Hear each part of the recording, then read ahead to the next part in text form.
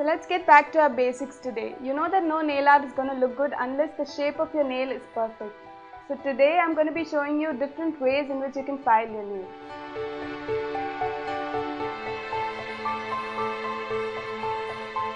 So three of the most common files that you get in the market are a steel file, an emery board and a glass file. So please do not use the steel file because it damages the overall health of the nail. So just use the emery board or the glass file.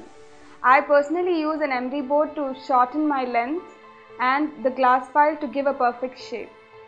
So we're going to be talking about 4 different shapes of nails today, and to start off I'm going to be doing one of the most common shapes, that is the almond shape. So to get the perfect almond shape, file from the sides towards the center. So one of the most important things to remember while filing is never go in 2 directions, just file one way. So I'm done with the almond shape. The next shape that we're going to be doing is the square shape. This is the most easiest of the shapes. So for the square shape I'm going to be using the glass file. Just keep filing down straight until you reach the desired length. So after reaching the desired length, just file straight from the sides as well. So I'm done with a perfect square nail. Next I'm going to be doing a squirrel nail. For that you'll have to make your nail square first.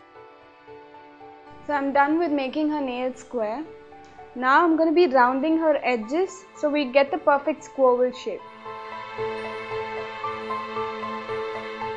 So I'm done with the squirrel nail. The next shape that we're going to be doing is a stiletto nail.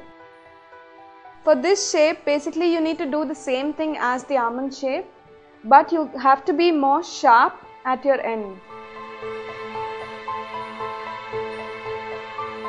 So now I'm done with the stiletto nail as well.